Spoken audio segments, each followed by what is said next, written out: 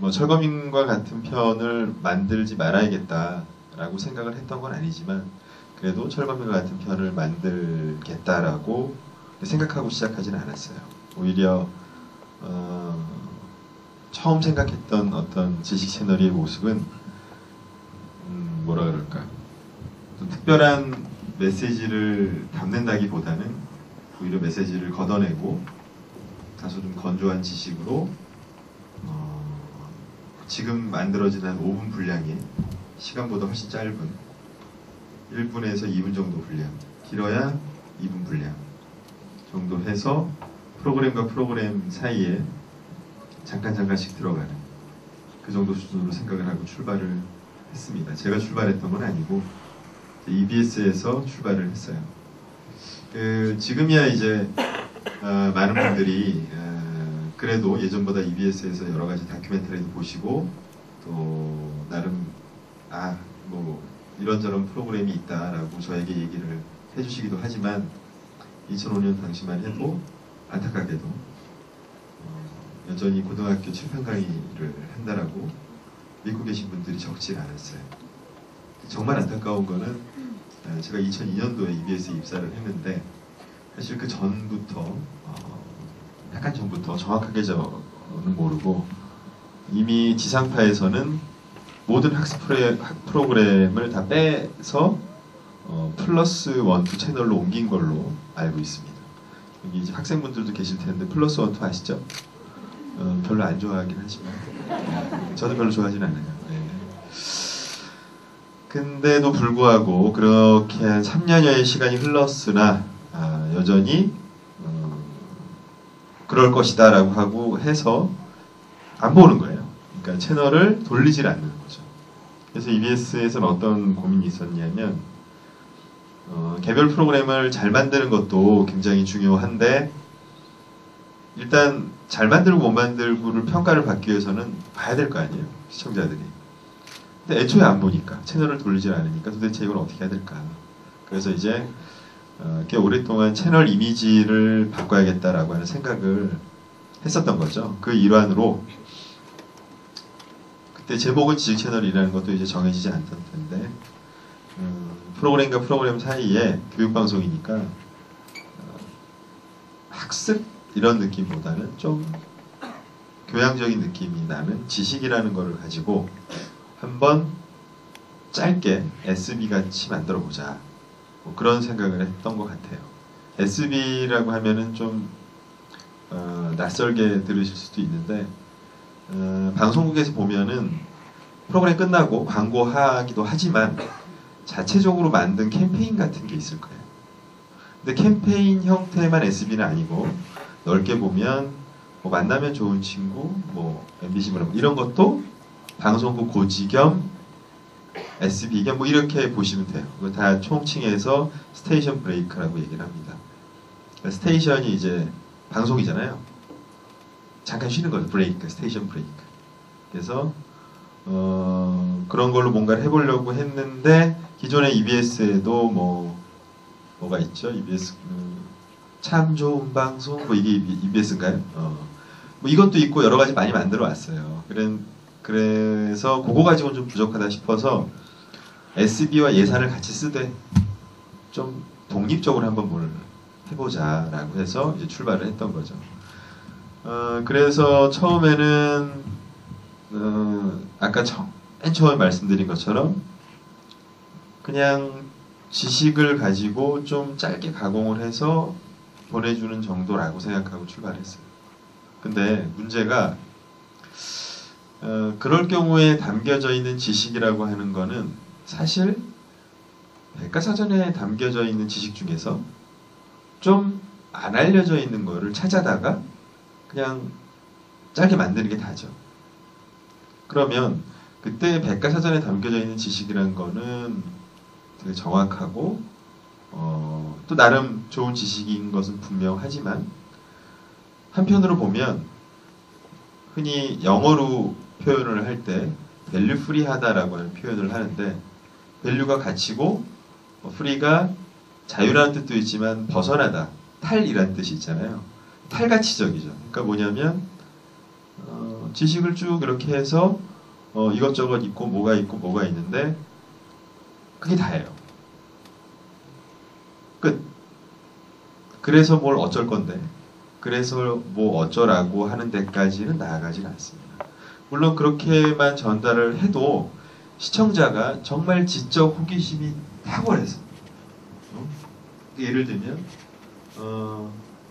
태양계에 수금지와 목토천해명이 있다라고만 전달해도 와 이런 아름다운 태양계 이 생명의 존재 뭐 이렇게 알아서 생각을 하면 그럼 그렇게 해도 상관이 없는데 그렇게 생각하시나요?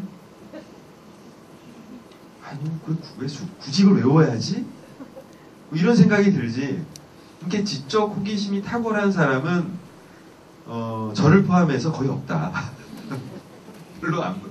끝이에요. 그럼 그래 수금제 목토천 명왕성이 끝이야? 알았어 땡. 그래서 그런 식으로 접근해서는 어림도 없다라고 판단을 해서 그러면 그러한 지식을 전달을 하되 최소한 그거를 본 시청자가 한 번쯤 그와 연관된 의미에 대해서 스스로 생각하고 싶은 욕망까지 그러니까 최소한 그 정도의 지적 자극 수준까지는 줘야 하지 않을까라고 생각을 해서 그러면 어떻게 해야 될까라고 고민을 해봤더니 메시지를 완전히 걷어내는 방식으로는 불가능하다라고 판단을 합니다. 왜냐하면 아주 건조한 지식에서 메시지가 있는 거기에 의미를 파악하러 나가려고 할 때 시청자는 어찌 됐든 밸류프리한 지식이 아니라 의미화된 지식으로 나아가게 되는데 그럼 그 첫걸음을 지식채널이라는 프로그램이 띄워주려고 하면 당연히 메시지가 없이는 방법이 없잖아요. 그래서 지식채널2가 나름의 첫걸음을 뛸 만한 메시지를 제공하는 형태로 만들어야겠다라고 판단해서 만든 게 1초라고 하는 첫 번째 편입니다. 혹시 보신 분 계신가요? 손 한번 뒤쪽에 주로 수줍게 계시네요. 그러면 1초 편의 마지막에 등장하는 혹시 문장을 기억하시는지 모르겠는데 기억하시면은 제가 칭찬을 해드리겠습니다. 예? 알면서도 부끄러우셔서 1초라고 하는 편은 아주 단순한데요. 1초 동안 벌어지는 일들이라는 거를 쭉 나열한 겁니다. 왜 그랬냐면 처음에 프로그램을 제작을 시작해서 방송까지 약 2달의 시간이 남아 있었는데 저한테 그러더라고요. 스톡 분까지 포함해서 그러니까 즉 방송을 할 때 내일 방송할 걸 항상 오늘 완성을 할 수는 없잖아요. 그죠? 뭐 사고가 날 수도 있고 5분 한 편당 5분이니까 8편 만들라면 8편. 저도 뭐 5분인데 근데 백과사전을 갖다가 옮기는 게 아니라 지적 호기심이란 거를 생각을 하니까 이 2달 동안 딱 한 편 만들었어요. 말도 안 되더라고요. 왜 이런 사고가 발생을 했냐면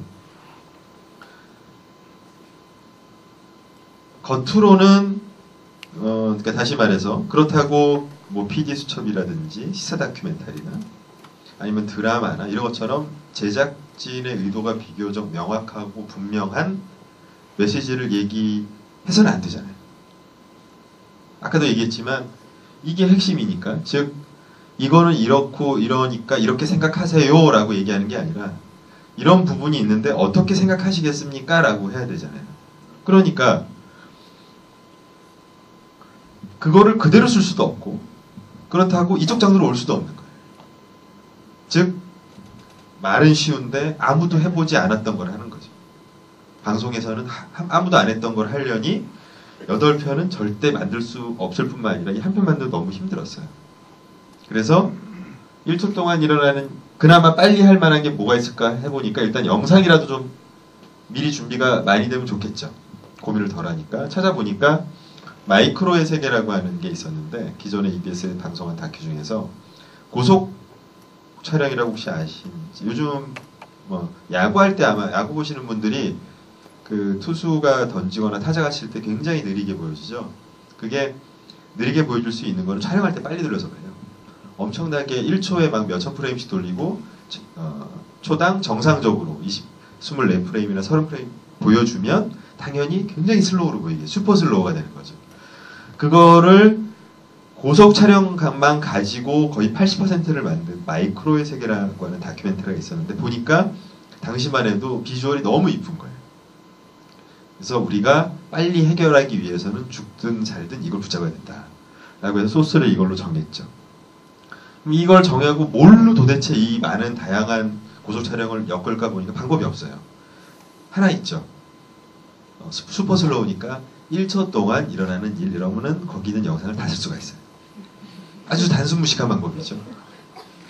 그래서 1초 동안 일어나는 일 해서 막 붙였어요. 뭐 총알이 날아가는 모습, 뭐 물방울 떨어지는 모습, 뭐 재채기하면 침이 쫙, 뭐 이런 거 있잖아요. 했는데 쫙 보니까 한 4분 정도 나오더라고요. 근데 한 30초에서 1분까지 재밌는데 이게 넘어가니까 지루해요. 그리고 다 보니까 딱 그 말이 나와요.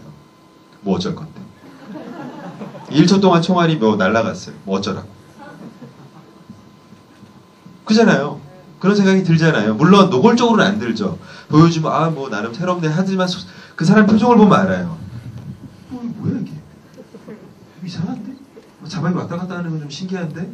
뭐가 이상한데? 라고 해서 나름 첫걸음을 띄는 메시지가 담겨 있대 메시지로 확정짓지 않는 문장이 필요했는데 그게 없었어요. 그래서 우리 첫 편을 같이 시작했던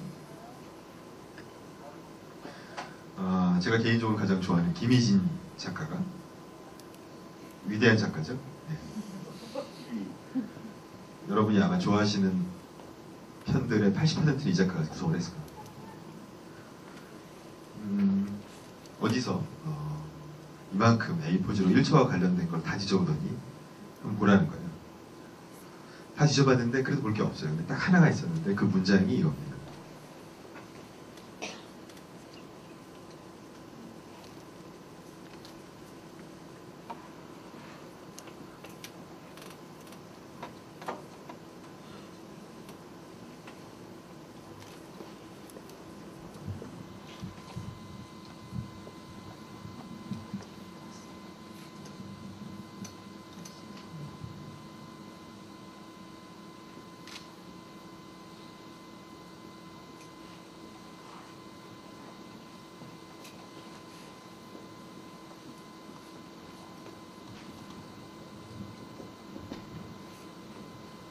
우주의 역사 150억 년을 1년으로 축소하면 인류가 역사를 만들어 온 시간은 1초.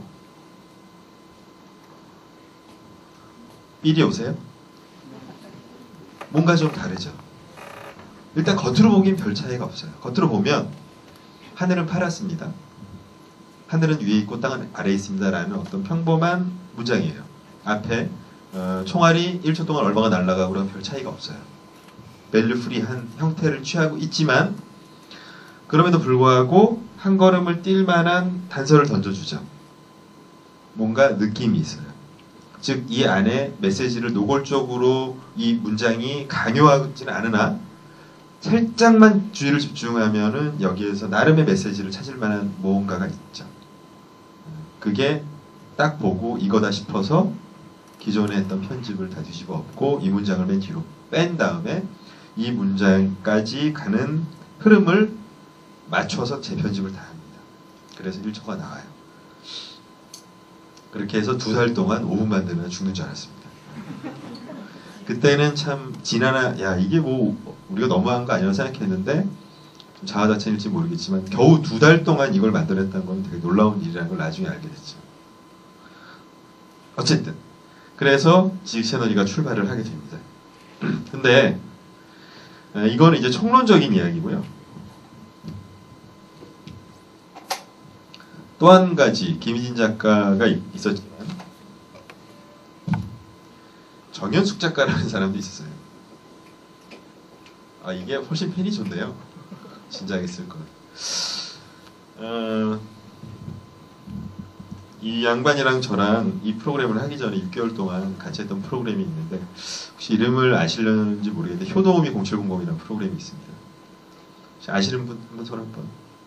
네. ARS 한번 누르셨죠, 다들? 네. 당시만 해도 ARS 한 통에 1,000원이었는데 현재 물가 인상분이 고려돼서 2,000원으로 올랐습니다. 그 대표적인 어떤 우리나라의 도네이션 프로그램은 아마 사랑의 리퀘스트가 아닐까 싶어요. 지금도 여전히 있나요? 네. KBS를 좀 잘 안 봐서. 유사한 프로그램인데요. 어떤 점이 다르냐면 제목에서 보면 알 수 있듯이 도와드리는 분들이 주로 노인분들, 연령층이 좀 그렇다고 항상 노인은 아닌데 주로 노인분들이에요. 6개월간 같이 둘이 뭐 오늘 제가 울산 갔다가 지금 여기 왔는데 사실 6개월 동안 거의 일주일에 두세 번은 그런 식으로 살았어요. 왜냐면 이제 전국 단위로 사회복지사분들이 전화를 주세요. 꼭 이분은 도와주셔야 됩니다라고 하면 저희가 검토를 해서 가면 진짜 막 2박 3일 가서 전국 다 돌면서 이렇게 촬영을 했는데 이 6개월이 지식채널에 미친 영향은 그야말로 뭐 1초 편에 아까 그 뭐 벨루프리아 이런 건 총론이고 그 안에 담겨지는 소재나 방향성이나 이거에 거의 7할의 영향을 미쳤다. 7할. 이렇게 설명을 드릴 수가 있어요. 우선 가장 첫 번째로 당연한 얘기지만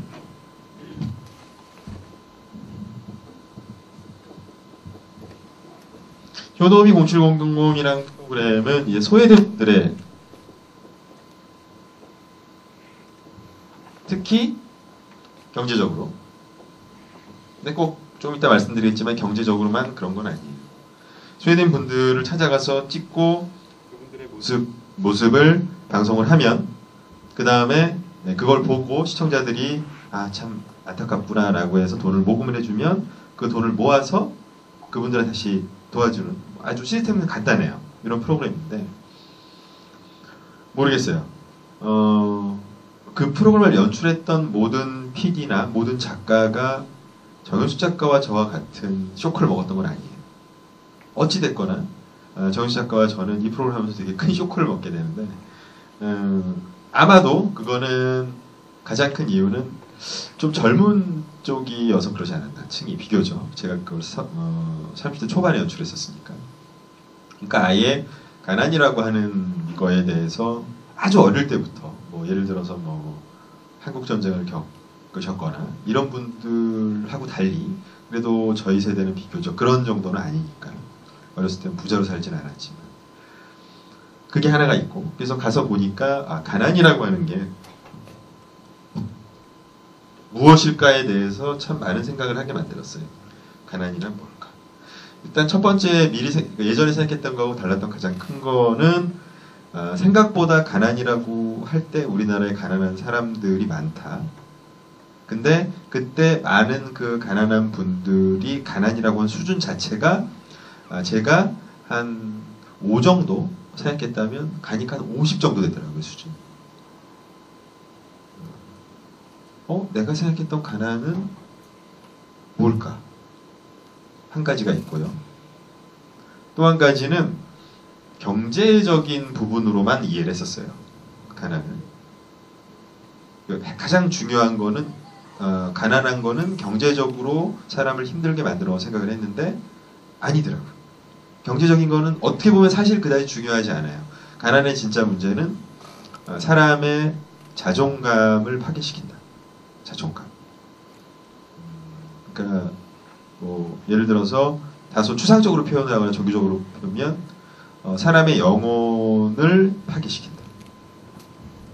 그러니까 내가 나라고 하는 존재감을 상실하는 촬영을 하러 갈 때마다 그분들의 특징, 똑같은 특징, 사연도 다르고 뭐 누구는 뭐 어느 집에 가면은 뭐 정신병 환자분이 막 칼 들고 쫓아오는 경우도 있고, 어디 가면은 집이 무너질 것 같은 흙집에 사는 분들도 있지만, 어쨌거나 분명한 거는 꼭 어느 집에 회칼을 든 가족 구성원이 있다거나 꼭 흙집에 산다고 해서 영혼이 파괴된 건 아니에요. 맞죠? 근데 재밌는 건 이상하게 제가 돌아다니던 2000년대 초반의 가난은 영혼을 파괴시켰단 말이에요. 가난하지만 행복한 가족은 없었습니다. 거짓말이에요. 그래서 뭐지 이게?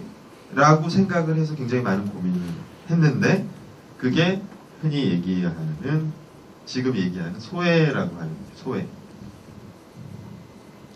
즉 절대적으로 가난한 것 더하기 상대적으로 가난한 게 겹쳐짐으로 인해서 내가 나라고 하는 어떤 자존감, 최소한의 사람들 사이에서 사회 구성원으로서의 자기 자격을 스스로 박탈해버리는 일이 벌어졌던 거죠. 이후에 이 소외라는 말은 언론을 통해서 양극화라는 말로 변해서 표현이 되고, 그 이후에 다시 신자유주의라고 하는 말로 변형이 돼서 표현이 되긴 하였으나, 그 당시에는 그런 용어도 모두 없었지만 그냥 제가 가서 피부로 부딪혔을 때 느낌이 바로 그거였어요. 그래서 지식채널2가 들어가면서 소외라고 하는 거에 대해서 상당히 많은 부분을 아이템으로 할애를 하는데, 첫 번째 1조편을 다음에 만들었던 두 번째 편인 우주탐험의 또 다른 역사라고 하는 거 보신 분 계신가요? 우주탐험에 대해서 존 F 케네디가 우리는 드디어 새로운 역사를 썼다라고 이제 연설을 하고, 정말 멋있어요. 개인적으로 되게 좋아하는데, 근데 그 전에 약 10여 년간 수많은 동물들을 우주에 보내다 죽였죠. 소외된 동물들. 또 사라 바트만이라고 해서 남아공 출신의 한 여자가 신체 구조가 백인들하고 다르다는 이유로 유럽에 끌려가서 프릭쇼라고 이상한 쇼를 하죠. 그래서 결국 거기서 병에 걸려 죽는데, 죽고 나서 이들은 원숭이, 유인원과 인간의 중간 지점에 있는 어떤 존재들이라고 서양인들이 판단을 해서 해부를 해요. 그래서 포르말린병에 넣어뒀습니다. 몇 년 전에, 한 10여 년 전에 고국으로 돌아왔어요. 수십 년간 그렇게 있다. 그런 이야기들. 또 크레이지 호스라고 해서 인디안 성난 말이죠. 늑대와 함께 춤을 다 보셨죠? 걔네들 이름 재밌잖아요. 크레이지 호스인데, 크레이지 호스라고 하면 이제 하면은 보통 뭐 선술집을 생각하시는 분들이 많아요. 실제로도 제목 크레이지 호스라는 거를 그냥 가져다가 막 쓴 선술집이 많은데, 그게 아니라 맨 마지막까지 저항했던 인디언 영웅입니다. 동료의 배신으로 찔려 죽죠. 어쨌든 그 사람이 어떤 삶을 살았는지 뭐 이런 얘기들을 하다가 아프리카 얘기도 하고 미국 얘기도 하는데 소재가 금방 떨어지더라고요. 그래서 결국 다시 한국으로 옵니다. 그래서 아까 여러분이 보신 철거민편 같은 게 이제 나오게 되죠. 소외 얘기. 대신에 저희는 시사 프로그램이 아니기 때문에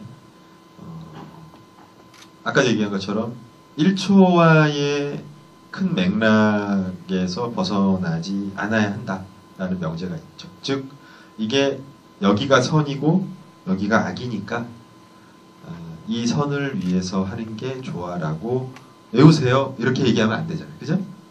이 상황에 대해서 뭐가 선이고 악인지 한번 생각해 보지 않으시겠어요? 이게 지식채널의 태도입니다. 그래서 아까 철거인편에서 보시면 알겠지만 명확한 듯 하면서 명확하지 않죠. 다른 모든 편들도 그렇습니다. 그러면은 그게 어떠한 차이에 의해서 그럴 수 있는가 이야기하려면 경제적으로는 아까 얘기했던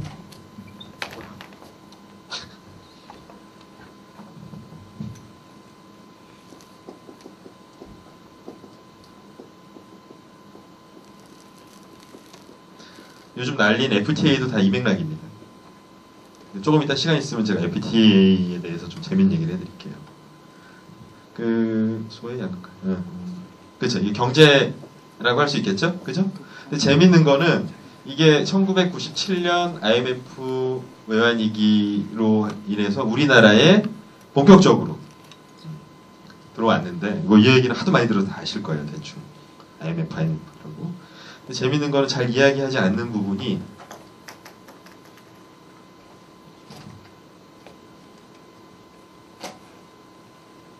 경제가 항상 모든 의식을 구성하는 건 아닙니다. 의식적인 부분에서는 저긴 어떻게 보면은 꼭 뭐 퇴화했느니 진보했느니 얘기를 하기는 어렵죠. 왜냐하면 우리나라만의 문제는 아니니까, 신자유주의가. 이 우리나라의 의식적인 문제에서는 오히려 엄청난 성장을 해요.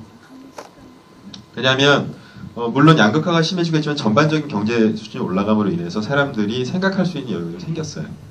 성장 자체가 나쁘다고 할 수는 없습니다. 어쨌든 그래서 과거에는 어떤 태도가 우리의 의식을 지배를 했냐면 이 계몽적인 태도가 우리 의식을 지배했어요. 가장 쉬운 게 뭐냐면 기존의 대중들은, 그러니까 여러분이나 저는, 보통 평범한 사람들은 엘리트라고 하는 존재를 노골적으로 인정했어요. 그죠? 이해되십니까? 예, 그게 판검사로 부를 수도 있고요. 혹은 교수님이 될 수도 있고요. 정치인이 될 수도 있고, 시민사회 단체에서 일하시는 분이 될 수도 있어요. 정치, 이념, 어느 쪽을 떠나서 어쨌든 다 엘리트. 뭔가 좀 다른 사람들, 나보다 많이 알고, 그래서 정보의, 방송도 마찬가지예요. 방송국에 있는 PD다 그러면 뭔가 배울 게 있는 사람이 아니거든요, 사실은. 방송국 직원이죠. 그래서 정보가 이렇게 가는 걸 인정하고, 그러다 보니까 의식도 이런 수동적이고 이런 계몽성을 엘리트만이 아니라 엘리트가 아닌 다수의 사람들 했는데, 이게 2000년대 전후로 해서 2000년 전후로 해서 특히 2002년 월드컵을 통해서 대중들이 자존감이 급격하게 상승을 해요. 왜? 나도? 우리도? 괜찮은 존재네? 이런 느낌을 하면서 탈계몽적인 성향으로 가게 됩니다. 그러다 보니까 뭔가 스스로 생각하고 판단하고자 하는 욕구가 강렬해지죠. 점점 더 조금씩. 그리고 되게 아이러니한 게, 이쪽이 분명히 안 좋은 거 맞는데 이 경제 쪽이 치우치다 보니까 소비자적인 자의식을 획득을 해요.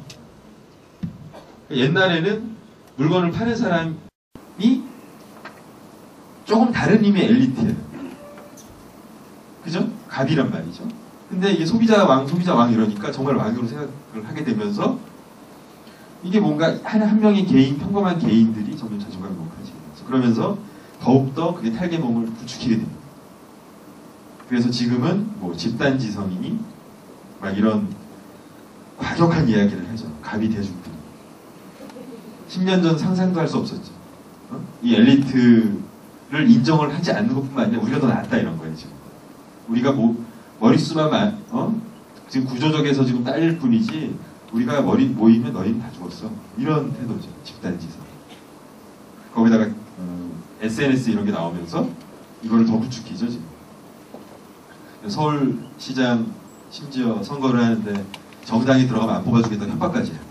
박원순 후보한테. 무서운 일입니다. 이거는. 도끼만 안 들었지 혁명이죠. 그래서 이런 탈계몽성이 나오면서 운 좋게도 2005년대 지지치가 나오는데, 지지치는 아까 어떤 거였죠? 지식은 지식인데 암기나 외워라라고 얘기하는 계몽적 지식이 아니라, 생각해보지 않으시겠어요? 운때가 잘 맞습니다. 지식. 흔히 다시 말해서 시대 정신과 부합하는 스탠스, 경제적인 소외 문제를 내포하고 탈계몽적 성격을 지녔죠. 다 계산하고 있을까요, 제가? 전혀 아니에요. 그래서 인생은 운이다 라는 거를 뼈저리게, 제 농담이 아니다. 근데 그건 있어요. 대신에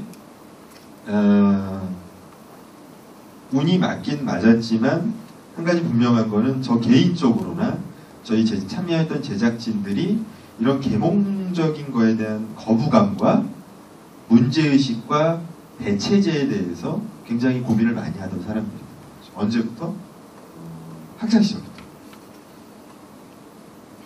이렇게 얘기하면 되게 고상하게 말씀드리는 거고, 좀 노골적으로 말씀드리면 반골 또라이들. 어떤 느낌인지 아시죠? 네, 반골 또라이들이에요, 제작진이. 그러니까 뭐 가르치는 거를 듣기 싫어요. 근데 그렇다고 무조건 거부하는 게 아니라 왜 우리 나름대로 뭔가 할 수 있지 않냐. 이러니까 이게 맞췄던 거 하나가 있고, 그리고 아까 이게 경험적으로 효도민 0700을 만약 하지 않았다면 제가 과연 할 수 있었을까? 없었다는 거죠. 근데 이거는 재밌게도 모든 방송국 PD들은 방송국에 들어가기 전과 후가 나뉜다고 볼 수 있어요. 그 사람 한 명의 가치관, 인격까지. 왜냐하면 방송이라고 하는 거는 물론 만들어서 주고 어디 가서 PD라고 하면 있어 보이는 것도 있지만 정말 많은 경험을 해줄 수 있는 좋은 직업이기 때문에 그게 그 사람의 인격을 향상시켜 주려고 하는 게 아니라 회사에서 그렇게 트레이닝을 시켜요. 다양한 프로그램을 해서 다양한 사람을 만나고 다양한 경험을 해서, 왜냐하면 방송이라는 게 하나의 관이잖아요. 관. 시각이잖아요. 그게 다양해야 올바로 만들 수도 있지만 재밌게 만들 수가 있거든요. 어쨌거나 그런 훈련, 그러니까 EBS가 저에게 부여한 훈련을 통해서 나온 거죠. 그렇게 해서 사회의 소외 문제에 대해서 얘기를 하되, 또 한 가지는 탈계몽적이니까 소외를 얘기를 하되 주인공을 누구로 삼냐면 악당을 안 삼아요. 저희가. 아무리 날카롭게 비판을 하는 프로그램이라도 주인공을 악당으로 삼으면요, 악당이 주인공인 프로그램이 돼요. 즉 제일 중요한 거는 악당이다라고 하는 생각을 은연중에 하게 됩니다. 정말 나쁘면 안 돼. 근데 악당이라서 어쩔 수가 없네. 시간이 빨리 가야겠다. 역작용이죠, 일종은. 그것도 또 다른 계몽이에요. 왜 저 악당, 소수의 악당만이 세상을 지배한다라고 하는 생각을 깔고 있는가에서 또 반골이기 때문에 우리는 인정을 안 하죠. 그래서 악당에게 괴롭힘을 당하는 단 한 명의 평범한 사람을 주인공으로 삼습니다. 철거민은 철거 용역이 아니라 철거민이 주인공이 되는 것이죠. 그런 식으로 계속 사회 문제에서 얘기를 하죠. 그러니까 직접적인 사회 비판이라기보다는 그 안에서 살아가는 단 한 명의 실존적인 모습을 통해서 그 삶을 보고 우리의 세상이라는 게 어떤 걸까요? 라고 한번 질문할 수 있는 지적 자극을 드리고자 애를 쓰는 거죠. 그래서 열심히 만들어요. 열심히 만듭니다. 거기까지가 이제 지식 채널을 한 1.5기, 1기? 뭐 크게 잡아서 한 1.5기라고 할 수가 있어요. 근데 이렇게 만들다 보니까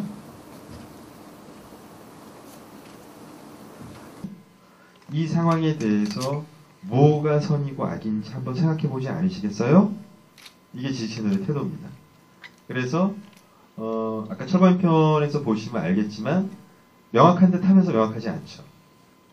다른 모든 편들도 그렇습니다. 그러면은 그게 어떠한 차이에 의해서 그럴 수 있는가 이야기하려면 경제적으로는 아까 얘기했던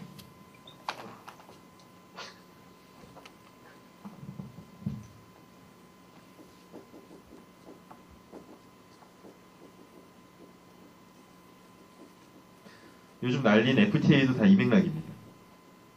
조금 이따 시간 있으면 제가 FTA에 대해서 좀 재밌는 얘기를 해드릴게요. 소위 그렇죠. 이게 경제라고 할 수 있겠죠? 그죠?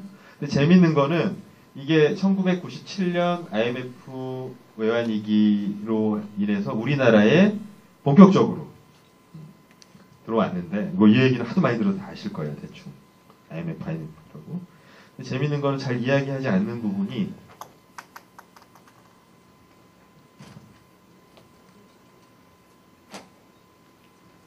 경제가 항상 모든 의식을 구성하는 건 아닙니다.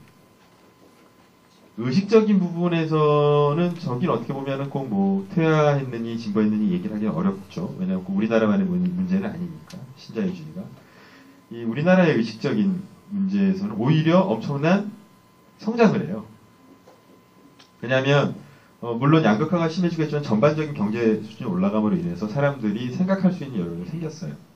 성장 자체가 나쁘다고 할 수는 없습니다. 어쨌든 그래서 과거에는 어떤 태도가 우리의 의식을 지배를 했냐면 이 계몽적인 태도가 우리 의식을 지배했어요. 가장 쉬운 게 뭐냐면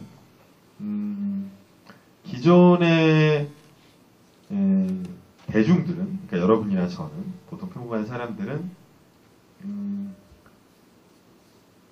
엘리트라고 하는 존재를 노골적으로 인정했어요. 그죠? 이해되십니까? 예, 그게 판검사로 부를 수도 있고요. 그건 교수님이 될 수도 있고요. 정치인이 될 수도 있고 시민사회 단체에서 일하시는 분이 될 수도 있어요. 정치, 이념, 어느 쪽을 떠나서 어쨌든 다 엘리트. 뭔가 좀 다른 사람들. 나보다 많이 알고 그래서 정보의 방송도 마찬가지예요. 방송국에 있는 PD다 그러면 뭔가 배울 게 있는 사람이 아니거든요, 사실은. 방송국 직원이죠. 그래서 정보가 이렇게 가는 걸 인정하고, 그러다 보니까 의식도 이런 수동적이고 이런 계몽성을 엘리트만이 아니라 엘리트가 아닌 다수의 사람도 했는데, 이게 2000년대 전후로 해서 2000년 전후로 해서 특히 2002년 월드컵을 통해서 대중들이 자존감이 급격하게 상승을 해요. 왜? 나도 우리도 괜찮은 존재네? 이런 느낌을 하면서 탈계몽적인 성향으로 가게 됩니다. 그러다 보니까 뭔가 스스로 생각하고 판단하고자 하는 욕구가 강렬해지죠. 점점 더 조금씩. 그리고 되게 아이러니한 게 이쪽이 분명히 안 좋은 건 맞는데 이 경제 쪽이 치우치다 보니까 소비자적인 자의식을 획득을 해요. 옛날에는 물건을 파는 사람이 조금 다른 의미의 엘리트예요. 그죠? 갑이란 말이죠. 근데 이게 소비자 왕 이러니까 정말 왕으로 생각을 하게 되면서 이게 뭔가 한 명의 개인, 평범한 개인들이 점점 자존감이 높아지게 되죠. 그러면서 더욱더 그게 탈계몽을 부추기게 됩니다. 그래서 지금은 뭐 집단지성이니 막 이런 과격한 이야기를 하죠. 감히 대중들이. 10년 전 상상도 할 수 없었죠. 이 엘리트를 인정을 하지 않는 것뿐만 아니라 우리가 더 낫다 이런 거예요, 지금. 우리가 뭐 머릿수만 지금 구조적에서 지금 딸릴 뿐이지 우리가 머리 모이면 너희는 다 죽었어. 이런 태도죠. 집단지성. 거기다가 SNS 이런 게 나오면서 이거를 더 부추기죠, 지금. 서울시장 심지어 선거를 하는데 정당에 들어가면 안 뽑아주겠다는 협박까지 해요. 박원순 후보한테. 무서운 일입니다, 이거는. 도끼만 안 들었지 혁명이죠. 그래서 이런 탈계몽성이 나오면서 운 좋게도 2005년도에 지식체가 나오는데, 지식체는 아까 어떤 거였죠? 지식은 지식인데 암기나 외워라라고 얘기하는 계몽적 지식이 아니라 생각해보지 않으시겠어요? 운때가 잘 맞습니다, 지금. 흔히 다시 말해서 시대 정신과 부합하는 스탠스, 경제적인 소외 문제를 내포하고 탈계몽적 성격을 지녔죠. 다 계산하고 했을까요, 제가? 전혀 아닙니다. 예, 그래서 인생은 운이다 라는 거를 뼈저리게, 제 농담이 아니라. 근데 그건 있어요. 대신에 운이 맞긴 맞았지만 한 가지 분명한 거는 저 개인적으로나 저희 참여했던 제작진들이 이런 계몽적인 거에 대한 거부감과 문제의식과 대체제에 대해서 굉장히 고민을 많이 하던 사람들이라는 거죠. 언제부터? 학창시절부터. 이렇게 얘기하면 되게 고상하게 말씀드리는 거고 좀 노골적으로 말씀드리면 반골 또라이들. 어떤 느낌인지 아시죠? 예, 반골 또라이들이에요, 다 제작진이. 그러니까 뭐 가르치는 거를 듣기 싫어해. 근데 그렇다고 무조건 거부하는 게 아니라 왜 우리 나름대로 뭔가 할 수 있지 않냐. 이러니까 이게 맞았던 거 하나가 있고, 그리고 아까 이게 경험적으로 효도음이 0700을 만약 하지 않았다면 제가 과연 할 수 있었을까? 없었다는 거죠. 근데 이거는 재밌게도 모든 방송국 PD들은 방송국에 들어가기 전과 후가 나뉜다고 볼 수 있어요. 그 사람 한 명의 가치관, 인격까지도. 왜냐하면 방송이라고 하는 거는 물론 만들어서 주고 어디 가서 PD라고 하면 있어 보이는 것도 있지만 정말 많은 경험을 해줄 수 있는 좋은 직업이기 때문에 그게 그 사람의 인격을 향상시켜 주려고 하는 게 아니라 회사에서 그렇게 트레이닝을 시켜요. 다양한 프로그램을 해서 다양한 사람을 만나고 다양한 경험을 해서, 왜냐하면 방송이라는 게 하나의 관이잖아요. 관. 시각이잖아요. 그게 다양해야 올바로 만들 수도 있지만 재밌게 만들 수가 있거든요. 어쨌거나 그런 훈련, 그러니까 EBS가 저에게 부여한 훈련을 통해서 나온 거죠. 그렇게 해서 사회의 소외 문제에 대해서 얘기를 하되, 또 한 가지는 탈계몽적이니까 소외를 얘기를 하되 주인공을 누구로 삼냐면 악당을 안 삼아요. 저희는 아무리 날카롭게 비판을 하는 프로그램이라도 주인공을 악당으로 삼으면요, 악당이 주인공인 프로그램이 돼요. 즉 제일 중요한 거는 악당이다라고 하는 생각을 은연중에 하게 됩니다.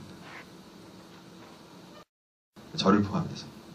그러니까 예전에는 어쨌거나 그럼에도 불구하고 기존의 방송이라고 하는 것이 대해서 갖고 있던 고정관념, 즉 그럼에도 불구하고 어느 정도 재밌어야 하고 다수의 사람들에게 나름의 그래도 어떤 관을 가지고 보여줘야 하지 않은가, 그게 방송이 아닌가라고 생각을 했던 부분이 없지 않았거든요. 아무리 아니라고 부정을 해도 기본적인 저 밑바닥에.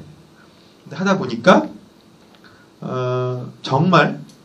정말로 어느 한 이 프로그램을 보는 어느 한 개인과 1대1로 대화를 하면서 그 사람이 가지고 있는 생각에 대해서 소통을 하는 걸 수도 있겠다라고 하는 생각을 하게 됩니다. 쉽게 얘기하면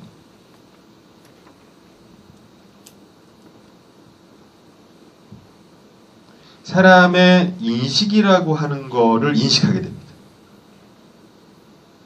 다수의 대중의 성향이나 취향이 아니라 정말 한 사람의 인식, 즉 여기 계신 한 분의 머릿속에 대해서 생각을 하게 돼요. 지적 자극으로 자꾸 파고들고 소외 문제 하다 보니까. 즉 이걸 다시 얘기하면 소외된 사람들이 아니라, 많이 아니라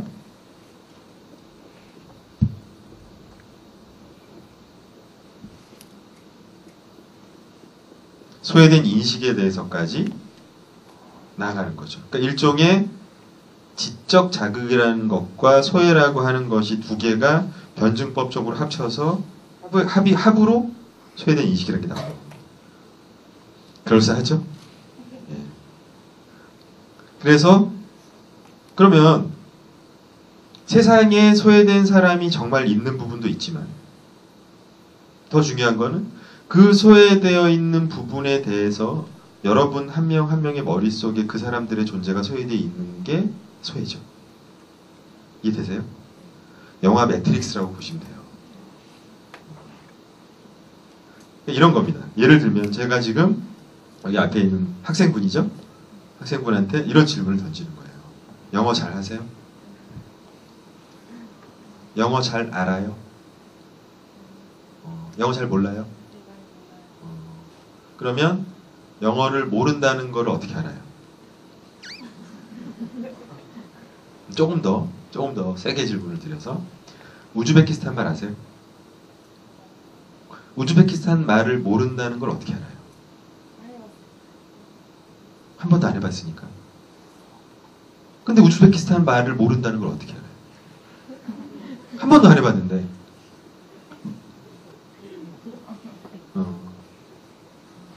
그럼 인식의 어떤 부분이 존재하기 위해서는, 즉 제가 이런 질문을 던졌을 때 저 사람이 지금 무슨 말 하는 거지라고 완벽하게 모르기 위해서는 우즈베키스탄이라고 하는 게 나라 이름이라는 것도 몰라야 되는 거예요. 그죠? 즉 지식의 완벽한, 인식의 완벽한 소외가 이루어지기 위해서는 아주 작은 정보조차도 완벽하게 소화해야 된다. 맞죠? 네. 그런 게 뭐가 있을까요? 뭐가 있는지 모르죠. 왜냐하면 모른다는 것조차도 모르니까. 네. 그래서 저희 채널이는 모른다는 것조차도 모르는 그 상태에 대해서 스스로 한번 생각해보지 않으시겠어요? 라고 하는 방향 하나와 좀 더 노골적으로 모른다는 것조차도 모르는 어떤 분야에 존재하는 무언가를 아이템으로 빼서 프로그램화 시키는 방법을 씁니다. 그래서 인식의 여러분 머릿속에 혹은 제 머릿속에 있는 빵꾸난 부분을 가서 찌르고 메꾸는 작업으로 발전하는 거죠. 그게 지휘 채널이가 진화하는 단계로 가는 겁니다. 대표적인 편이 그 미국의 우상이라고 하는 편인데 보신 분 계세요? 안 계시면 이 강의의 어떤 이펙트가 더 세지니까 괜찮습니다. 사실 뭐 제가 만든 편도 아니고요. 거기서 이제 어떤 미국 선생님이 고등학교인가 중학교인가 학생한테 이런 질문을 던져요. 헬렌 켈러에 대해서 아는 사람 그랬어요. 다 아시죠? 헬렌 켈러 모르는 분 계세요? 아주 정확히는 아니더라도 다 어중간에 아시잖아요. 뭐 설리반 선생님 등등. 그러면 똑같이 물어봤어요. 그 다음에 그 선생님이 그러면 헬렌 켈러가 20살부터 죽을 때까지 뭐 했는지 아는 사람? 그렇게 물어봤어요. 그랬더니 대부분 모르는 거예요. 헬렌 켈러가 20살부터 죽을 때까지 뭐 했는지 아는 분 손 한번 들어보세요. 그러면 제가 다시 한번 물어볼게요. 여러분이 봤던 위인전 중에서 죽지도 않았는데 20살에 끝난 위인전 헬렌 켈러 말고 아는 거 있는 거 한번 손 들어보세요. 위인전에 나와서 이 사람이 죽지도 않았는데 20살 되고 책이 끝났어요. 헬렌 켈러가 그렇잖아요. 그게 이상하다는 거를 제가 지금 얘기하기 전에 한 번이라도 살아오면서 생각해 적이 있으셨던 분?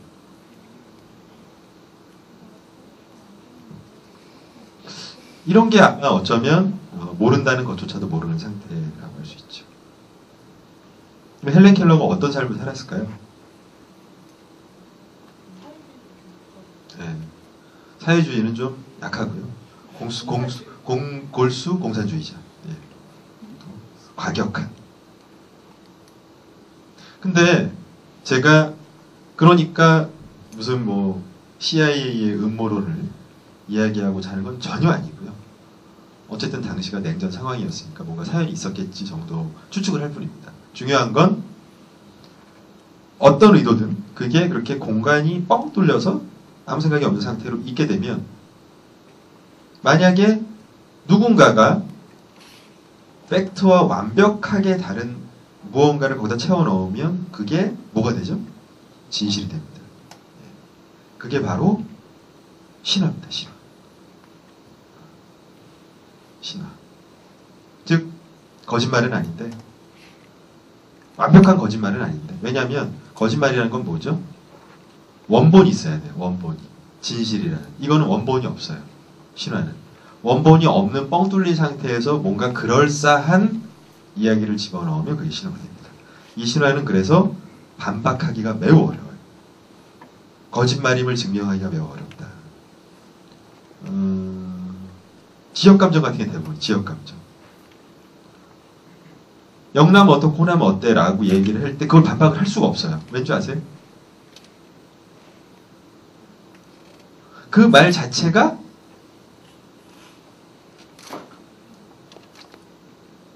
뭐죠?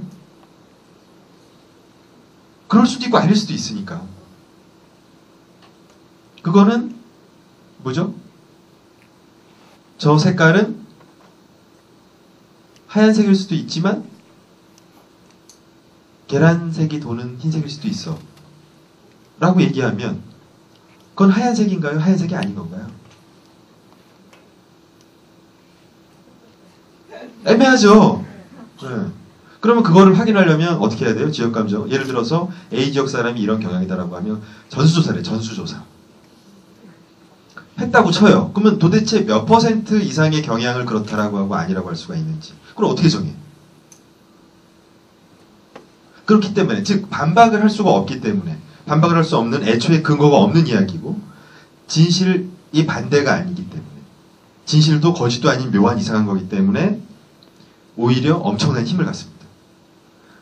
더군다나 많은 사람이 그렇게 생각을 하게 되면 그때부터는 그걸 꺾을 수가 없어요. 지식 채널은 꺾을 수 있다라고 생각을 해서 신화를 또 막 공격을 합니다. 그래서 뭐 대표적인 게, 약간 대표적인 건 아니고 나름 큐트하게 만든 게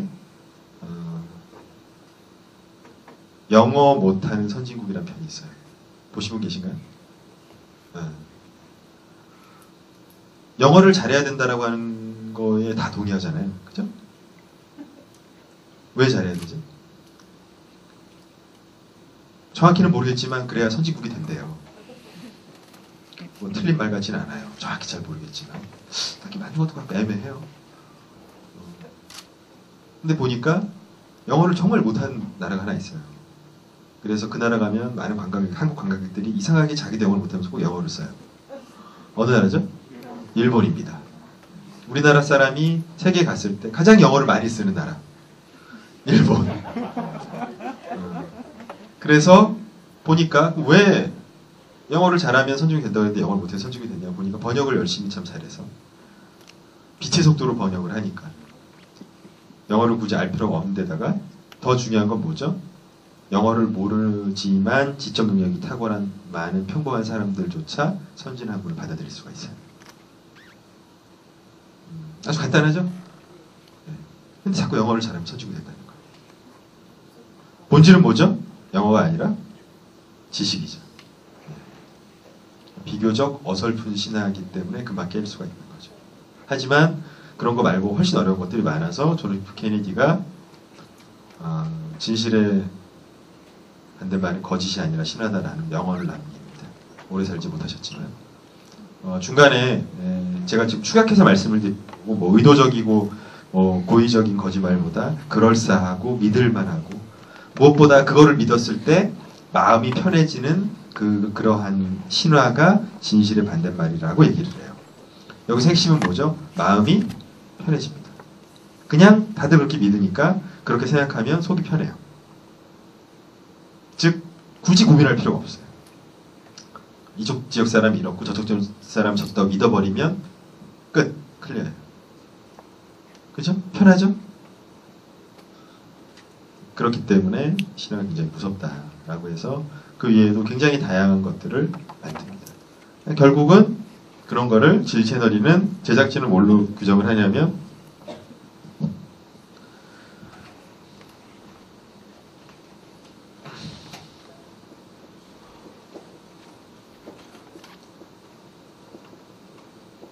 해체라는 용어를 씁니다. 해체. 신화 공격, 신화 타도가 아니라 해체. 즉 신화가 가지고 있는 스스로의 논리적 모순을 드러내서 라고 하는 느낌을 줘서 라고 해서 딱 끝나면 그때부터 시청자가 생각할 수 있도록 하는 거죠. 한 걸음 나가실 수 있는 단초를 드리는 겁니다. 사실 이 해체하는 어떤 노하우에 있어서는 개인적으로 지체를 제작진은 잘 모르고요. 저 개인적으로는 진중권 씨의 도움을 많이 받았습니다. 그가 쓴 책이라든지 그가 했던 말이라든지 내적 논리적 모순을 드러내서 상대방을 쪽주는 데는 대한민국 1위입니다. 진중권 씨는 자기의 논리는 없어요. 다만 상대방이 잘못된 논리를 해체하죠. 진중권 씨가 특별하게 주장한 거 있나 기억나세요? 없죠? 네. 해체의 달인. 그래서 의견은 전반적인 의견이 다른 거는 많고 제가 개인적으로 알지는 못하지만 되게 도움을 많이 받아서 혹시 해체에 관심 있으시면 내 무덤에 침을 뱉으마라 한번 보십시오. 그가 쓴 책 아시죠?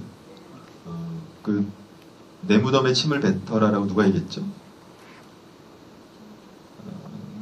그러니까 거기에 대한 답으로 그래, 네 무덤에 침을 뱉으마, 이 제목이에요. 진중권 답죠? 근데 중요한 거는 조롱을 통한 카타르시스가 한 축이 있지만 또 다른 측은 그 해체를 위해서 진중권이 찾은 자료조사의 그 방대함과 꼼꼼함을 보시면 아마 혀를 내둘 겁니다. 거의 그 편집증 환자 수준으로 논리의 모순을 찾아내기 위한 자료를 찾아요. 그걸 보고 굉장히 감명을 깊게 받아서 제 채널도 특히 해체를 다룰 때는 엄청난 자료조사를 합니다. 5분짜리지만. 네. 그래서 이후에 조금 더 저도 공부가 필요하다 싶어서 조지 레이코프 교수가 쓴 코끼리는 생각하지 말라는 책도 보고 프레임이라는 것도 이야기를 합니다.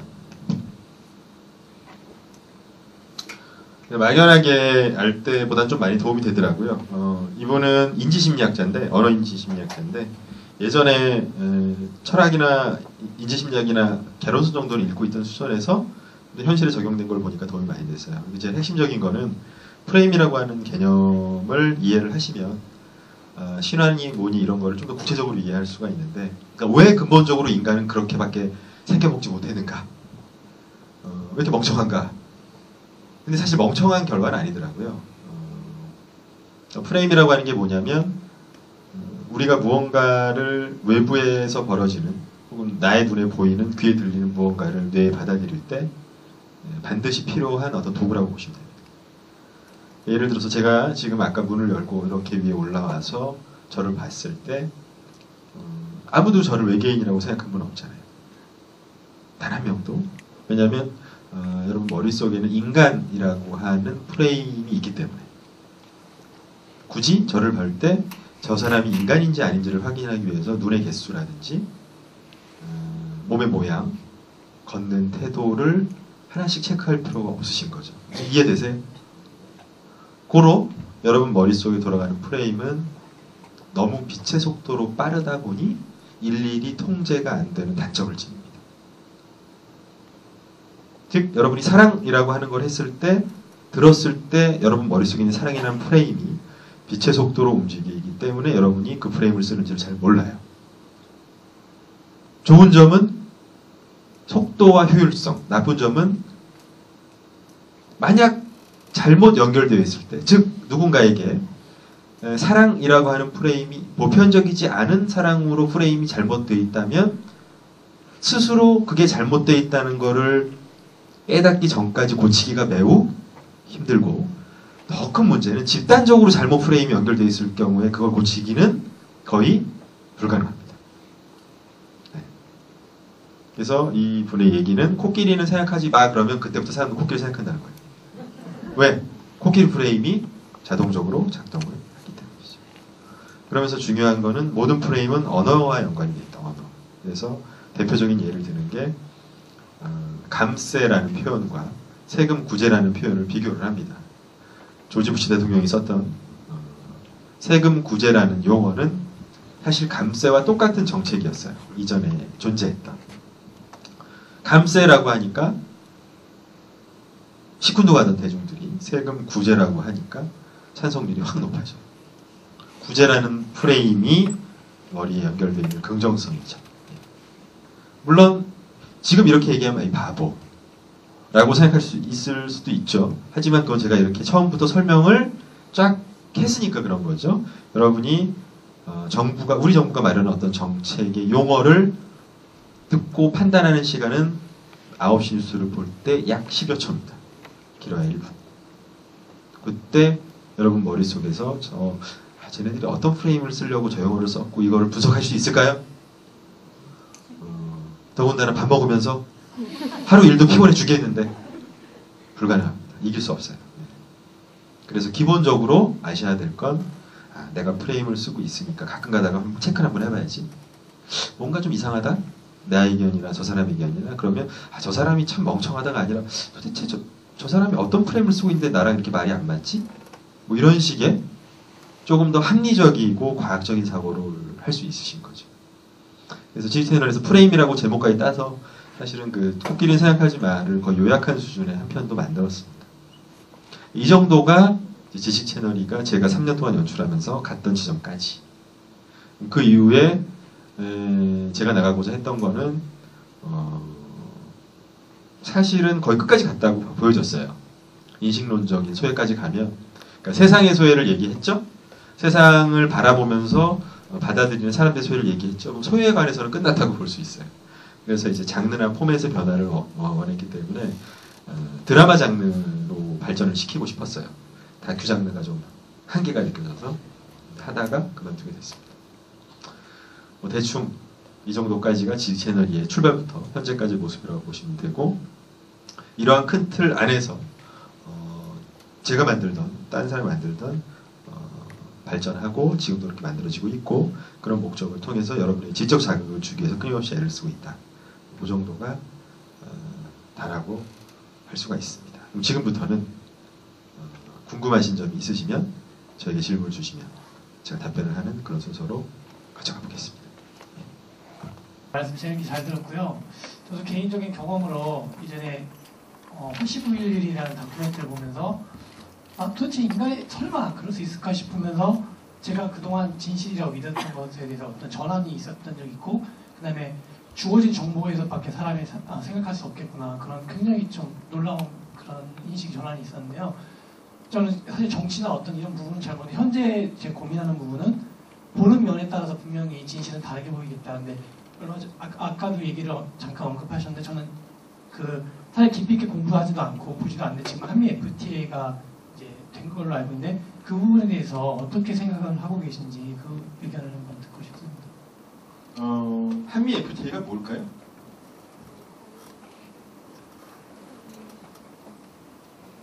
한미 FTA를 다 아는데 한미 FTA를 다 몰라요.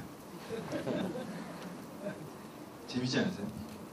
굉장히 중요하다고는 하는데 한미 FTA를 다 얘기하는데 한미 FTA 다 모른다. 그 얘기는 한미 FTA에 대해서 첫 번째 상식적으로 판단할 때 하는 사람들이 설명을 잘 안 해줬죠. 그죠? 그러면 왜 설명을 안 해줬을까라고 하면 두 가지 경우가 있습니다. 설명을 잘 못해서, 두 번째 설명을 하기 싫어서. 잘 못해서라고 얘기하면은 너무 절망적이에요. 왜냐하면 배울 만큼 배웠다는 분들이 그건 아닌 것 같아요. 그죠? 하기 싫어서. 왜 하기 싫었을까요? 예? 아니 아주 그냥 심플하게 가자고요.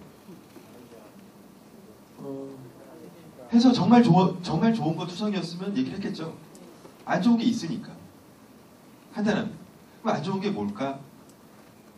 안 좋은 게? 모르죠. 알 수가 없죠. 왜냐하면 정보가 제대로, 제가 아까 방금 말씀하신 것처럼 사람은 주어진 정보 안에서밖에 사고를 할 수가 없습니다. 자기가 직접 간접적으로 경험한 정보 밖의 것은 판단할 수가 없어요. 왜? 모른다는 것도 모르기 때문에. 어떻게 아무것도 할 수가 없어요. 그래서 찾아봤어요. 나름대로. 제가 지식 채널 그만두고 그러니까 지식 채널을 만들 때 제가 직접 만든 건 아닌데 제 옆에서 다른 PD와 작가가 만들길래 한미 FTA 무조건 나쁘다라는 식으로 막 하려고 그러더라고요. 그래서 그건 지식 채널에 맞지 않다라고 해서 아무도 모른다는 컨셉이 어떻냐라고 해서 제안을 했었어요.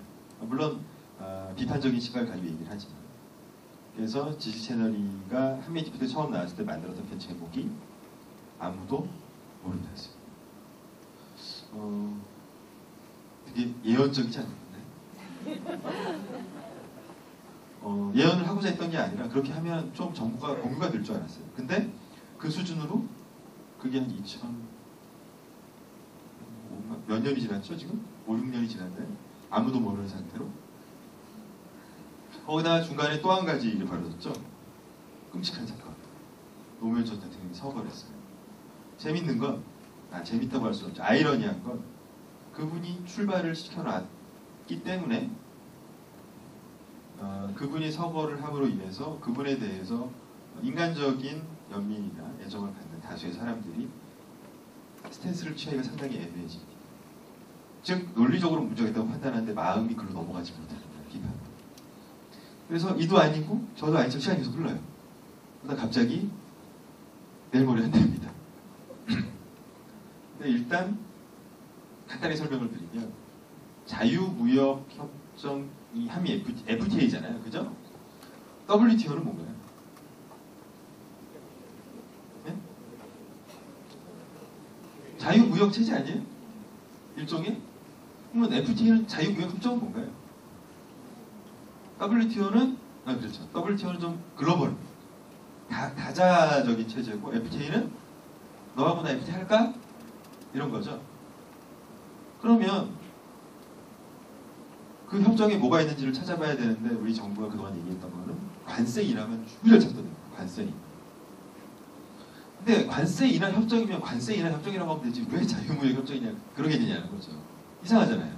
그거는 관세 인하 이외에도 다른 조항들이 많이 있기 때문에 관세 인하 협정이라고 하지 않고 자유무역 협정이라는 거예요. 그러면 자 자유라 그랬죠. free. 이 자유라고 하는 단어에 주어가 없어요 지금. 정말로 누구 조롱하는 게 아니라 주어가 없는데 자 그러면 이 자유는 누구의 자유죠? 누구의 자유인가요? 예, 좀 더 포괄적으로 정부의 자유일까요? 기업의 자유일까요? 네, 맞습니다. 아주 오래전부터 사회주의, 자본주의라는 이야기가 있기 전부터 세상은 정치 권력과 자본 권력이 엄청나게 다투면서 발전해 왔어요. 좀 더 쉽게 얘기하면 권력 있는 나라가 장사치랑 싸우면서 발전했어요. 근데 대개의 경우 장사치가 졌어요.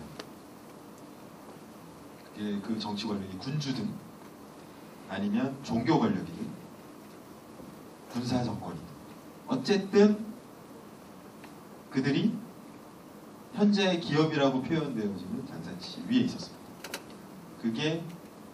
그거를 뒤집어 엎고자 하는 방향성이 아까 제가 잠깐 말씀드렸던 신자유주의 큰 틀이라고 합니다.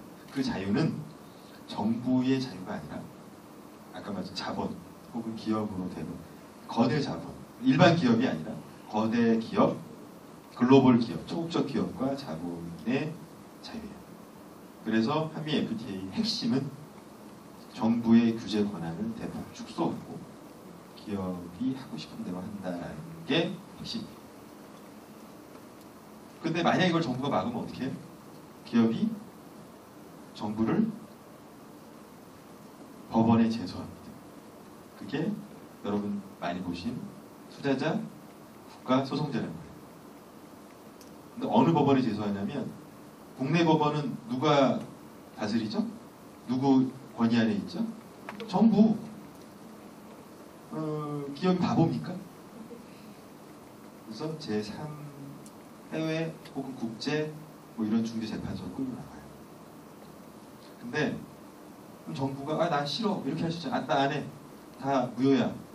이렇게 얘기할 수 있으니까 그걸 막기 위해서 여러분이 잘 알고 나프타라고 알죠. 북미자유협정에 자동 동의 조항이라는 걸 달아요. 기업이 정부를 제소하면 정부는 거절할 수 없다. 그래서 캐나다하고 멕시코 이렇게 당한 겁니다. 원래는 거부할 수 있어요. 원래. 그럼 모든 FTA가 다 이런 식이냐? 아니에요.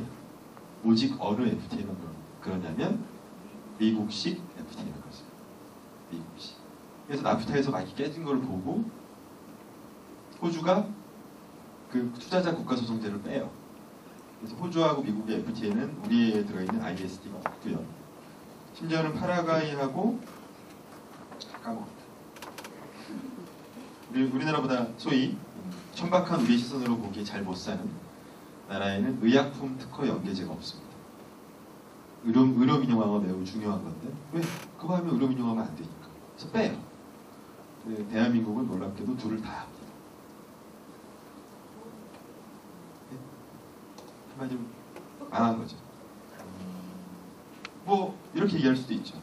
그만큼 우리의 경제가 성장을 했다. 우리의 경제가 성장을 했으니 버틸 수 있다. 근데 이게 그건 우리 경제의 문제가 아니죠. 아까 말씀드린 것처럼 정부와 자본가의 관계의 문제예요. 그래 뭐 까짓 거 이렇게 기왕된 거 우리도 미국 정부를 고소하자. 까짓 거 우리가 힘을 잡지 맞짱을 한번 떠보자라고 하려고 봤더니 저는 정말 화내는 게 뭐냐면 사실 좀 다르긴 달라요. 참여정부 때 거는 그래서 우리도 정부도 고소를 할 수 있었어요.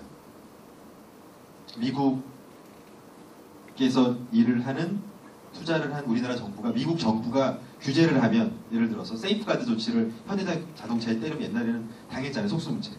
근데 이거 불공평하다라고 해서 제소를 할 수 있었는데 사실은 그럼에도 불구하고 미국은 국제중재재판소에서 단 한 번도 진 적이 없어요. 역사상. 100점 100승입니다. 그러니까 그래는 형식적으로라도 할 수가 있었는데 제가 며칠 전 기사를 보고 깜짝 놀란 게 못한대요. 그마저도. 그러니까 형식적인 균형마저도 이 정권 들어서 재협상을 하면서 다 날려버립니다. 깜짝 놀랐습니다. 이거는 좀 많이 황당한 상황이에요. 현재. 그러니까 예를 들면 이제 SSM이라고 아시죠? 슈퍼마켓, 뭐 이마트를 보다 약간 작은 거, 홈플러스 정도 되나요? 그게 시장 안에 못 들어오게 한다 그래서 보통 어디 있죠? 시장 출발점이랑 끝지점에 있어요. 어떻게든 그 안으로 들어오시면 못 들어오게 하니까 그게 골목상권 규제와 관련된 여러 가지 법률이 있어요. 그것 때문에 못 들어오는 거예요. 근데 FTA가 되면 어떻게 되죠? 왜 막어? 막을 거야? 손해배상 때려. 그럼 어떻게 돼요? 정부가 응하지 않을 수 없으니까 어디로 끌려가요? 보니까 불평등해. 그죠? 사실 불평등하죠. 맞잖아요. 불평등함에도 불구하고 보호를 해주는 거지. 그게 평등해서 보호해주는 게 아니잖아요. 중소상이면. 그러니까 불평등하냐 평등하냐 관점으로 보면 다 불평등해요. 그러면 허용을 하는 것뿐만이 아니라 국내법이 불허가된 것뿐만이 아니라 여러분이 낸 세금을 모아서 이마트나 홈플러스 삼성이나 롯데에 줘야 돼요. 그러면 우리도 가서 열받으니까 미국 가서 똑같이 해서 할 수 말이라도 형식이라도 할 수 있으면 좋은데 그거를 포기했다는 거예요. 이유는 모르겠어요. 저 구체적인 사항. 제가 경제 전문가가 아니라서 좀 많이 황당했어요. 그래서 왜냐하면 예전 것도 문제가 많다고 비판을 하고 있었는데 그것도 그러니까 이거는 뭐냐면 예전에는 체면은 그래도 겉으로 말을 하면 이렇게 논리적으로 토론을 나와서는 체면은 있었어요. 무슨 얘기 아시죠? 지금은 그 체면도 없는 상태. 그렇게 정도 이야기를 하면 되지 않을까 싶습니다. 제가 좀 길게 얘기한 이유는 그래도 나름 제가 뭔가를 좀 하나 만드는 게 있어서 전문가들하고 얘기도 들어보고 찾아본 내용이라서 도움 되실 겁니다. 제가 그냥 찾아본 건 아니고 우리나라의 송교 변호사를 비롯해서 지금 FTA 반대하시는 분들의 자문을 구해서 얻은 지식이니까 틀림없을 겁니다. 이 때문에 FTA를 추구했던 참여정부가 책임을 질 수밖에 없는 거예요. 그것을 통해서 나름 대북관계라든지 정치적인 어떤 부분에서 합리적인 나름대로 뭔가 목표를 뒀더라도 너무 우습게 본 거예요. 자본을. 저는 그렇게 생각해요. 그 신자유주의 정부나 이거는 아닌 것 같고 모순되는 부분이 많고 요즘 봤을 때 너무 우습게 봤다. 과거처럼. 그러니까 재밌는 건 다 이념이나 정치는 달라도 박정희부터 시작돼서 모든 대통령들은 자본을 다 수단으로 봤단 말이에요. 그 시대가 변했단 말이에요. 자본이 이렇게 우스운 존재가 이미 아닌데 그냥 정치적으로 우리가 적당히 하면 되겠지라고 했는데 천만의 말씀.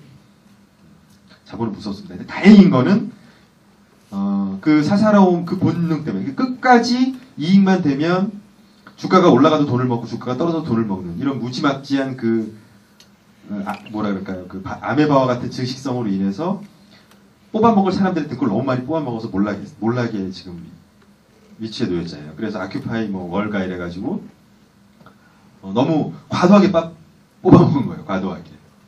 그러니까 황금 알을 낳으면 거의 배를 갈라버리는. 근데 이 자본이 원래 그래요. 멍청합니다. 그래서 지금 그 신자유주의가 확 꺾이는 위치에 놓인 게 그래서 천만다행이에요. 근데 사실 멍청한 애가 멍청한 짓에 막판까지 갈 동안 두고 그래서 멍청함을 보고 참 다행이다라고 하는 건 더 멍청한 거죠. 진즉에 그거의 문제점을 알고 왜 서구 유럽이 사회민주주의적인 태도를 취했는지를 보고 그 나름대로의 개연성을 파악해서 우리나라에 적합한 게 무엇인지를 최대한 우리가 미국이나 나라가 힘이 없다 보니까 미국 영향을 안 받을 수는 없지만 그럼에도 불구하고 했어야 하는 것. 그 방향으로 좀 더디더라도 나아가는 것. 뭔가 쇼부를 치는 방법이 아니라 하는 게 제 개인적인 생각이다. 이렇게 말씀을 드릴 수가 있겠네요. 지금 경제 얘기를 한참 하게 됩니다.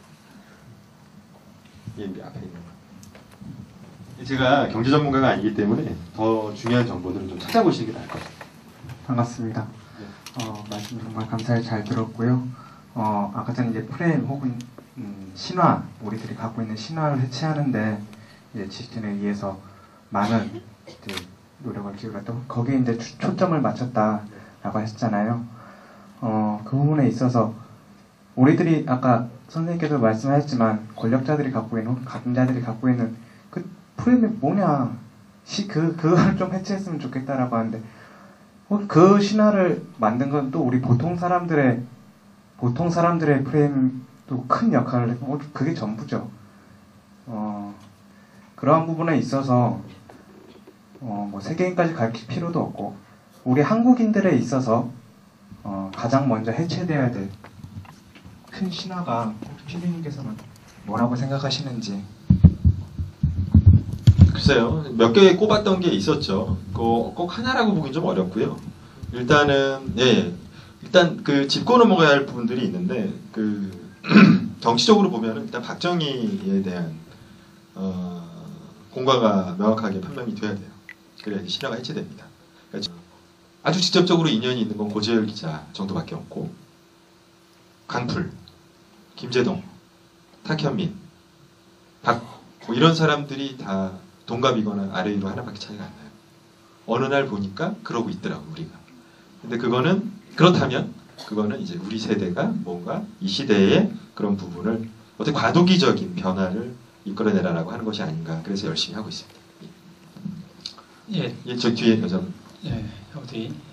제가 몇 시 차예요? 예, 시간이 이렇게 많이 없습니다. 그래서 두 분만, 두 분만 받고. 예. 안녕하세요. 저는 강의를 들으면서 그냥 단편적인 생각을 좀 많이 했는데요. 지금 저희가 배우고 있는 과목들도 있고 학생이다 보니까 학생의 본분에 맞게 공부를 해야 되고 근데 그 과정 중에서 아까 교과서를 말씀하셨잖아요. 그 지식 그냥 박아 넣은 거라고. 근데 그 박아 넣은 지식에 대해서 저희는 의문을 갖지 않고 항상 그냥 받아들이거든요. 그 의문을 갖지 않는 그 지식들이 계속 세습되면은 그 과정 사고 속에서만 그냥 머무르지 않을까. 진보되지도 않고 그냥 퇴보만 하는 그냥 과정만 걷지 않을까. 그럼 저희는 이제 알고 있는 지식이 아니기 때문에 그냥 받아들여야 되고 그럼 그 지식을 비판하는 그런 다른 논증도 없이 그냥 받아들이고만 있잖아요. 그럼 그 지식을 저희가 어떻게 받아들이고 어떻게 판단을 해야 될지. 이미 지금 그러고 있잖아요. 어떻게 받아들이고 어떻게 판단할지는 본인이 선택하세요. 다만 본인이 그거를 그냥 받아들이면 안 된다라고 하는 걸 알면 된 거예요. 그렇게 본인이 판단을 했는데도 불구하고 그게 정말 맞다 라고 하면 그거는 아무런 문제가 없어요. 그게 아무리 극우적인 사상이거나 극자적인 사상도 문제가 없습니다. 대화가 돼요. 문제는 자기가 받아들이지 않았을 때 문제가 발생한다는 거죠. 자기가 고민하지 않고 받아들일 때 문제가 발생합니다.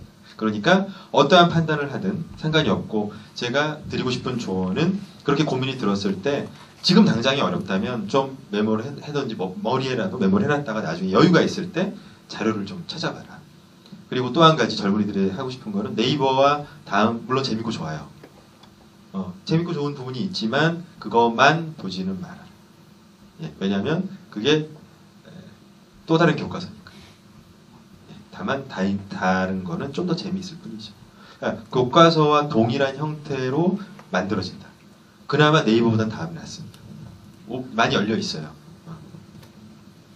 예, 한 분만 우리 일단 이쪽에 이쪽. 예. 제가 30분까지만 답변하면 될 것. 한 번 더 해도 될 것 같아요. 예. 질문 주십시오. 저는 일단 그 제도나 정치적인 얘기를 떠나서 표현이라는 것에 대해서 여쭤보고 싶어요. 네. 일단 하시는 일이 EBS 담당을 하시면서 저는 그것을 보면서 첫 번째로 일단 그 내용들에 대해서 생각을 하지만 영상을 통해서 보는 사람들로 하여금 충격을 준 후에 마음을 비게 만들고 언어를 통해서 저희에게 다시 아까 표현하신 뭐 지적 호기심이나 그런 것에 대해서 자극을 준다고 생각을 했어요. 근데 그런 활동을 하시면서 표현이라는 것에 대해서 예를 들어서 뭐 두 소녀가 가진 우정 이야기를 얘기를 할 때 그 이야기의 제목을 뭐 물방울 듀엣이라고 했다고 해봐요. 그렇다면 이럴 때는 물방울이라는 것은 약하고 그러나 맑지만 언제든 다시 합쳐질 수 있는 그런 존재이고 듀엣이라는 것은 하모니 그런 맥락으로서 조화를 말하잖아요. 예. 근데 이런 식으로 표현을 할 때 저희는 기존의 정해진 방식에 따라서 정해진 특성에 따라서 표현을 하고자 하는데 저는 그런 표현을 할 때 꼭 그런 식으로 표현을 하지 않고 저희만의 새롭고 현재까지 존재하지 않았던 방식을 통해서 표현하는 것이 어떻나 궁금해가지고요. 어떤 식으로 지체를 제작진은 그런 표현을 하는가 방법. 네, 근데 일단 좀 잠깐 더 추가 말씀드리자면은 그 시인들이나 그런 사람들이 표현하는 것들이 모두 다 새롭게 표현한 거잖아요. 그 전에 없던 표현을. 근데 그러한 표현을 하다 보면은 대중들은 그러니까 대중성이란 것이 존재하지 않잖아요. 그런 표현에는. 그렇기 때문에 저는 그런 표현을 하는 때에는 대중성이 결여되어 있기 때문에 문제가 생기지 않을까라는 생각이 좀 들었지만 개인적으로는 그런 표현이 꼭 필요하다고 생각을 해서 그런 점에 대해서 의문이 들었어요. 되게 어려운 질문이에요. 왜냐하면 그래요. 시는 상관없어요. 하지만 상관이 있어요. 왜냐하면 상관의 정도가 약간 떨어질 뿐, 방송보다 떨어질 뿐이지 상관이 없어요. 왜냐하면 외계어를 정말 구사하지 않는 이상, 그죠? 나는 정말 아무도 안 읽어도 상관이 없어라고 시를 쓴 사람이 있다면 모를까? 그런 사람 저는 없다고 보는데 어쨌거나 소통을 하고 싶어서 표현을 하는 거예요. 인간의 모든 표현은 소통하지 않겠다는 표현까지도 소통의 표현이라고 저는 생각합니다. 그래서 어쨌든 소통인데 외로우니까. 근데 과연 얼마만큼의 사람들과 소통할까의 문제에 있어서 시보다는 방송이 훨씬 더 많은 사람들과 소통의 의무가 있죠. 그럴 때 있어서의 독창성과 대중성과, 즉 다시 말해 독창성과 보편성과의 결합은 매 편, 매 소재, 매 아이디어마다 고민을 해야 돼요. 즉 다시 말해서 그 주체를 대중을 고려한다라고 하는 사람은 내가 이런 표현을 하고 싶어 라고 하는 것보다 사람들이 어떤 표현을 원할까를 최소한 1% 최소 1% 이상 둬야 된다. 즉 내가 아무리 잘을 올려도 49 이상 올리지 마라. 대중을 아무리 떨어뜨려도 51 미만 떨어뜨리면 안 되는 거예요. 이해되세요? 그래서 그러면 거꾸로 얘기해서 그 두 소녀 네. 나는 새롭게 표현하고 싶지만 사람들이 그렇게 표현했을 때 못 알아듣는다면 하면 안 된다는 거예요.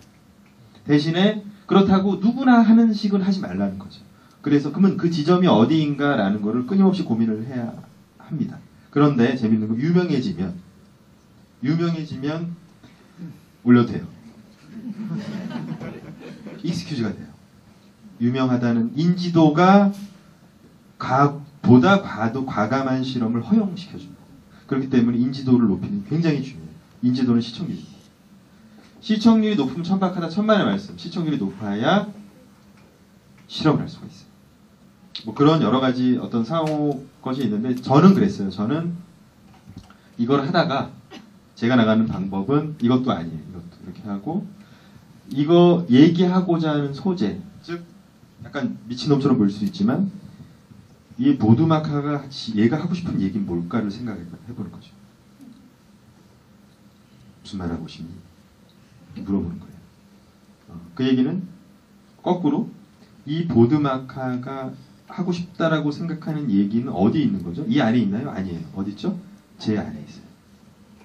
즉 나도 모르는 내 안에 어떤 나를 이미 완성되어 있는 어떤 스토리를 찾아가는 방식을 쓰는데 이건 제가 멋있게 말했지만 사실 제가 한 건 아니고요.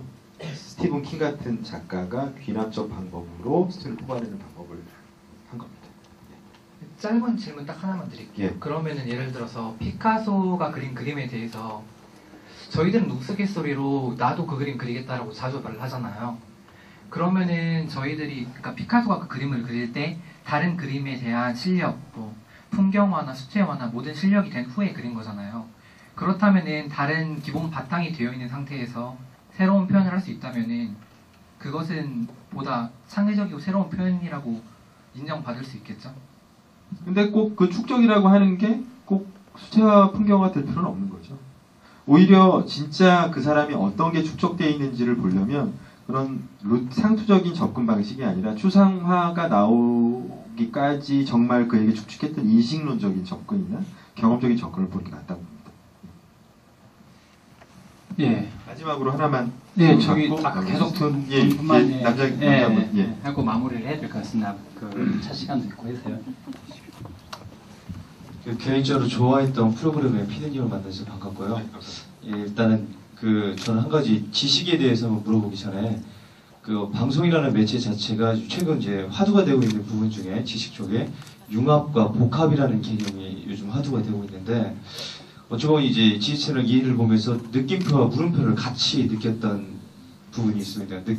몰랐던 부분을 알았고 또 새롭게 생각을 하게 해주는 이제 메시지를 던져줬는데 어찌 보면 이제 방송을 통해서 다양한 문화, 과학, 미술 또 영상을 통해서 어떤 융합적인 걸 표현을 했잖아요. 그래서 향후 지금 교육적인 부분이나 또 학교 교육이나 어찌 보면 또 시민 교육의 한 부분으로서 어떻게 하면 이것들을 융합하고 복합해서 표현할 수 있는 그런 방향에 대해서 한번 전문가로서 좀 말씀 좀 부탁드리겠습니다. 저도 이제 융합 복합해서 지지채널 관련해서 몇 번 이야기를 해달라고 해서 간 적도 있고요. 또 지지채널이가 이제 그런 쪽으로 또 많이 보시는 분들이 계시더라고요. 그러면 이제 사실은 그런 용어가 나오기 한참 이전에 존재했던 프로그램이기 때문에 좀 더 이제 지지채널2의 발전 과정에 맞춰서 말씀드리면 사실 지지채널2는 융합하고 복합을 했다기보다는 애초에 떨어지지 않았다라고 보고 시작했던 게 맞다고 할 수 있어요. 그러니까 이성이나 감성이 분리되어 있는 것이 아니다라고 생각한 거죠. 이성과 분리되어 있던 이성과 감성을 융합시킨 게 아닙니다. 그래서 만약에 제가 답을 드린다면 원래 분리되어 있지 않은 게 잘못 분류되어 있는 것이 무언지를 찾아서 원위치로 만들어가는 접근 방식이 저는 옳다라고 봐요. 그게 무엇인지는 해당 분야의 전문가들이 보시는 게 좋습니다. 오히려 눈을 기존에 있던 여러 가지 선입관을 빼고 예를 들어서 어떤 부분이 이건 이것대로 이건 이것대로 가르쳐야라고 너무 했다면 그걸 의심해 보는 거죠. 혹시 이게 원래 하나였는데 소위 근대화라는 과정을 거치면서 근대화의 특징은 구분하기잖아요. 분석하기. 무조건 쪼개는 걸 좋아해요. 그냥 마구 쪼개는 게 선일 때 쪼개진 것이 아니었는가 하고 의심을 해보는 거죠. 근데 그게 A, B, C, D라면 A하고 C가 원래 그런 걸 수도 있고 B하고 C가 그거는 모릅니다. 제가 전문가니까. 해당 분야. 책이면 책, 음악이면 음악, 영화면 영화, 이렇게 교육이면 교육 전문가 분들이 보시고 한번 짝짝기 놀이를 한번 해보시고 원래 하나였던 것들. 지식채널2의 특징은 지식채널이가 누구 그러더라고요. 이성과 감성, 논리와 감성이 복합체다. 아니요. 지식채널이는 논리와 감성이 떨어진 거라고 보고 만든 적이 없습니다. 이렇게 답을 드릴 것 같습니다. 예, 1시간 반 정도 되는 시간 보니까 이렇게 상당히 깊이 있는 얘기고 또 어려운 얘기일 수도 있는데 너무 진지하게 잘 이렇게 들어주시고 또 질문도 상당히 많이 해주신 우리 시민분들께도 감사드리고요. 또 우리 1시간 반 동안 열정적인 강연해 주신 우리 김진혁 PD님께도 감사드립니다. 아마 이후에도 많은 우리 시청자들에게 또 시민들에게 지적 자극을 줄 수 있는 그런 프로그램 또 사람들의 마음을 따뜻하게 해줄 수 있는 어떤 그런 프로그램을 많이 만드시라고 큰 응원의 박수 부탁드리겠습니다. 네, 이상으로 마치겠습니다. 네, 감사합니다. 마지막으로 제가 대리감이 꼭 하는 말이 있는데 일단 지식채널의 특징 의심하라거든요. 그죠? 이쪽이. 그렇기 때문에 제가 오늘 드렸던 내용도 어떤 부분은 제 임의적인 내용들이 상당히 많이 있을 수 있기 때문에 제 말을 다 의심을 해주셨으면 하는 부탁을 드리면서 강의 마치겠습니다. 감사합니다. 네,